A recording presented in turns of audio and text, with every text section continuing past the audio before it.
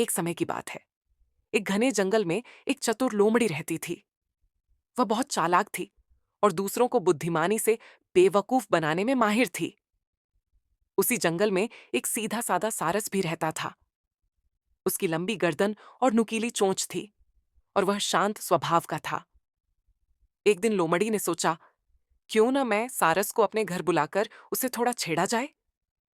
ये सोचकर उसने सारस को अपने घर खाने पर बुलाया।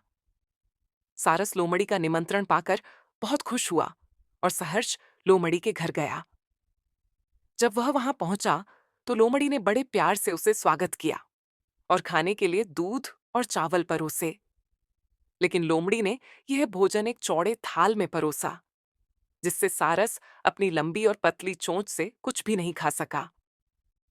वह बार बार कोशिश करता, लेकिन उसका एक भी दाना मुंह में नहीं जा पाता।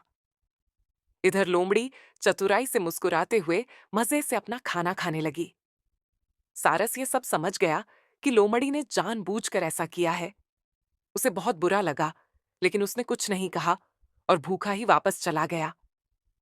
कुछ दिन बाद सारस ने लोमड़ी को अपने घर खाने पर बुलाया।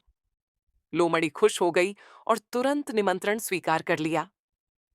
जब वह सारस के घर पहुंची तो सारस ने स्वादिष्ट खिचड़ी बनाई थी और उसे एक लंबी पतली गर्दन वाली सुराही में परोसा।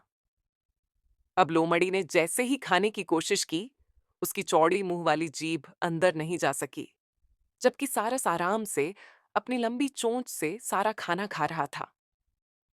अब लोमड़ी को अपनी गलती का एहसास हुआ।